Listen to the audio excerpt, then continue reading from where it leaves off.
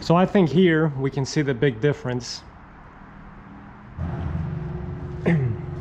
Hello everybody, I'm Adrian, and today I'm working on my F-150.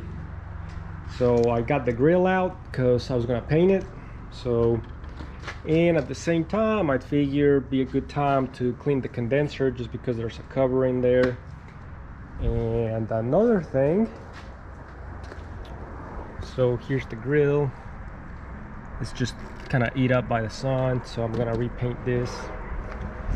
And then I figure it'd be a good time to also get the headlights cleaned out. So they don't have to be removed if just to do this. But one trick that might work is just toothpaste with a toothbrush. So they've never been cleaned. Truck is almost 20 years old, so they kind of been faded. Got a lot of dirt all around them. So we're gonna see how clean I can get them.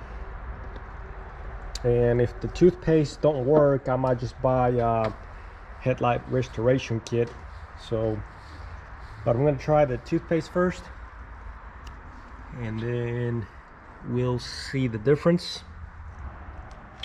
Alrighty, so I didn't show it on video. I will on that one, but basically all I did is just applied toothpaste and then went over with a brush, and I did this one like 2-3 passes, so we can see the difference. And this one I kind of went around with a high pressure water hose and cleaned the outside edges. So I want to do the same to this one, just had a lot of buildup.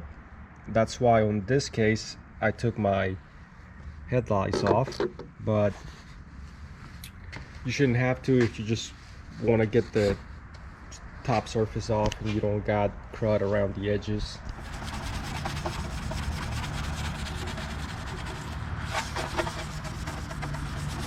Brush, brush, brush. I'm gonna put a little more to cover the rest of the surface.